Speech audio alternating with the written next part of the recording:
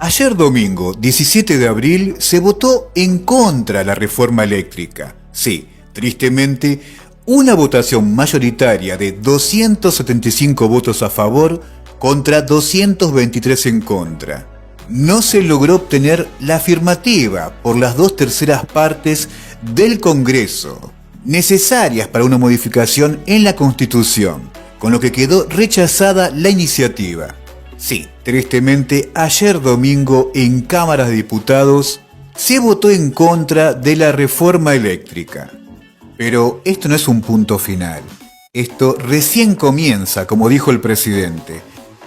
El presidente Andrés Manuel López Obrador dijo dos cosas muy importantes para el pueblo mexicano. Primero y principal, algo más que importante. Queda garantizado que no habrá aumentos en la luz y que entre hoy o mañana diputados podrían aprobar la ley de la industria minera, que tiene por objetivo obviamente nacionalizar el litio. Dos grandes noticias, ¿no? Que seguramente a la oposición no le gustará, pero a millones de mexicanos sí les gusta, y eso es lo principal. Creo que siempre el pueblo manda, y sobre todo la mayoría, ¿no? Por eso mismo, más del 70, rozando el 80% de los mexicanos, apoya al presidente. El presidente López Obrador, como siempre, ¿no? Yendo de frente, también habló de varias cosas. Habló de Estados Unidos, habló de Venezuela, sobre todo habló de la hipocresía que muchas veces hay en la política, ¿no? Como siempre digo yo, el presidente López Obrador, una de las grandes virtudes que tiene es que va de frente, no se casa con nadie, él dice lo que piensa. Y eso es muy importante, ¿no? En un presidente. ¿Hace cuánto, pero cuántos años en México no se escuchaba a un presidente decir: México es libre y soberano, México ya no es más patio trasero? Díganme, ¿hace cuánto no se escucha eso?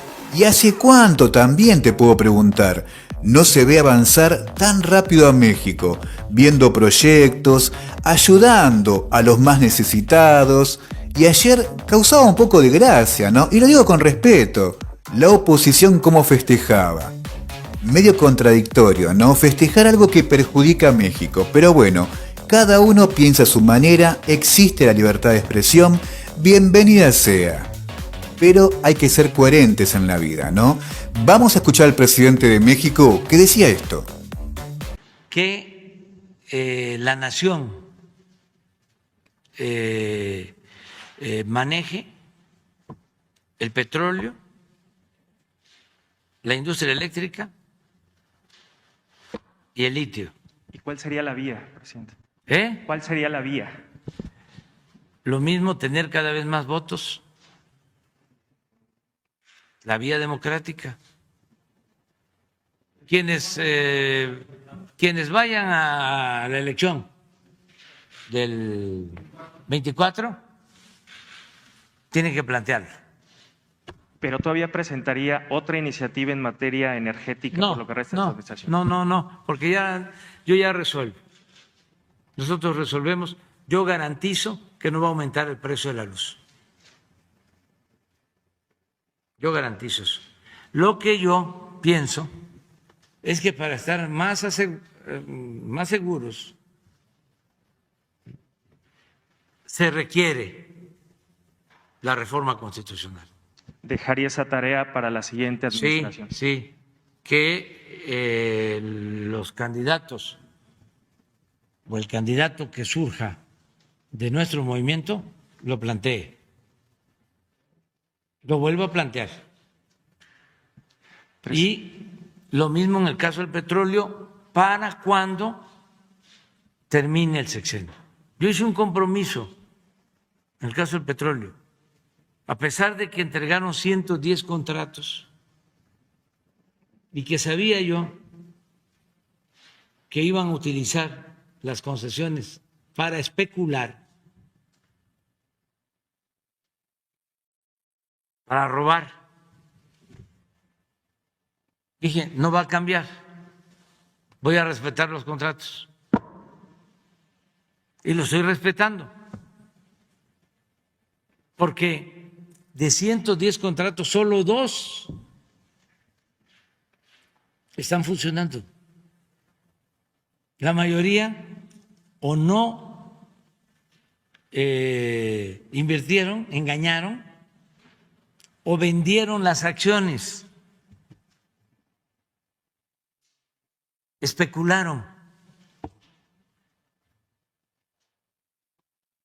Por ejemplo, una empresa que contrató al subdirector de Pemex, que ese es otro asunto. O sea, es que en la buena política no se gana siempre.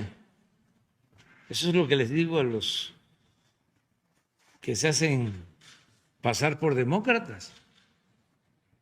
Nosotros empezamos y sabíamos de que no íbamos a ganar a la primera, pero que íbamos a abrir camino. Es una lucha. Hay que seguir luchando siempre. En este caso, los que vengan tendrán que darle continuidad. Regresando a lo del petróleo, a ver, de 110, decía yo, 2. Ya hay motivo para cancelar los contratos. Dijimos, no lo vamos a hacer. Va a ser respetuoso. Engañaron, especularon. Les hablaba yo de un caso, un subdirector de Pemex. Imagínense la información privilegiada de un alto funcionario de Pemex.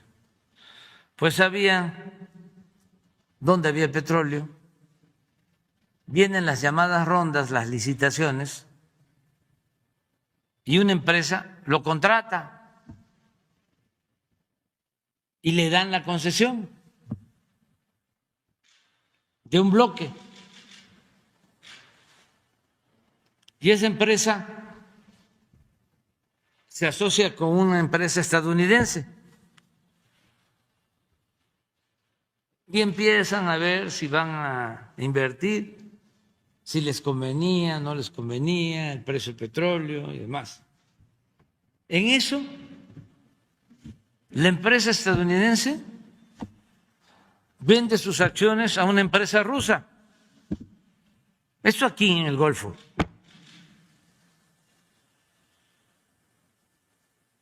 De ahí no hay ideología. Es lo que hablaba yo de cómo resolvieron, y qué bueno, pero que no anden de hipócritas con un doble discurso. El caso de Venezuela. Ahora que viene la crisis por la guerra de Rusia y Ucrania, van y hay un acuerdo de que extraiga Chevron 1 millón de barriles diarios del petróleo de Venezuela. ¿Y dónde quedó la política? ¿Y dónde quedaron las diferencias ideológicas? ¿Y en dónde quedó la oposición?